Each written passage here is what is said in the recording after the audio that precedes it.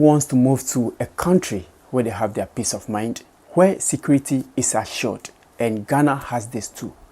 But despite this, it is not enough for the citizens of Ghana. They are moving out of their own country. On this note, I welcome you to Ray Reports. Let's talk more about some reasons why Ghanaians are leaving their own country to elsewhere. Reason number one is high cost of living. In recent times, living in Ghana is no mean joke, and if you do not have money, it seems like your fate is hanging. Everything in Ghana has become so expensive, and consider the fact that you do not even earn enough money to even sustain you. So how are you going to survive? Food is expensive, transport is expensive, accommodation is very expensive, utility bills is very expensive. The worst of all is internet bundles. When you're buying internet bundles in Ghana, it's very, very, very expensive. The basic necessities of life that will make you comfortable are expensive in Ghana. So if you cannot cope with this, it means that you have to move from Accra, or let's say the bigger cities, and go to the rural parts of Ghana. And what that means is that when you're moving away from the cities to the rural part of Ghana, it means you're cutting yourself away from internet, you are cutting yourself away from your friends that you have. You know, you are losing everything, and you're going to start everything all over. How the system here in Ghana works is that if prices of goods and services are going up, your salaries do not go up. And from economists, it tells you that more money buy fewer goods. So what you are buying, let's say at 10 cedis, it means prices of goods have gone up. So you have to buy it at 15 cedis, but your salary has not been increased. So how do you survive? Some of these reasons are pushing Ghanaians to move away from the country to countries where they'll be paid more. And even if the cost of living is even high, they'll still have some savings. And when they come back home, they're able to earn something decent for themselves. Reason number two is success. Of course, everyone wants to make money.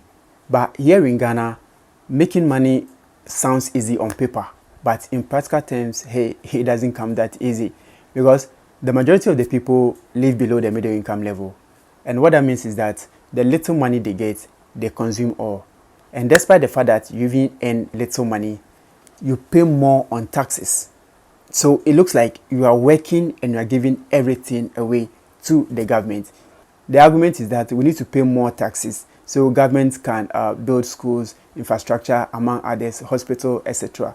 Yes, but why would you be the one working so hard to pay tax whilst others do not pay tax?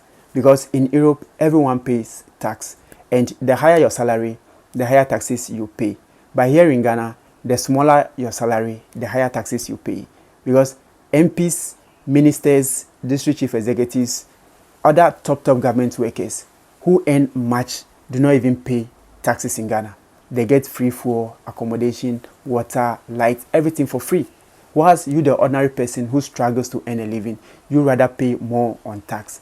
So the system in Ghana is such that you are stuck, like you are in a box, you can't rise. And so the money just even circulates in the hands of few people. So you work and yet you do not have anything. The system in Ghana is such that if you do not have money, you do not earn respect. So most Ghanaians are leaving the country, go hustle, make money, come back home and earn that respect. Reason number three is employment. Now, getting employment in Ghana has become very, very difficult. So people graduate from the universities, they go to pay huge sums of money for school fees, and yet they come out of the system and there's no job for them. Government is not employing, the private sector is not employing. Since 2010, government of Ghana is not employing.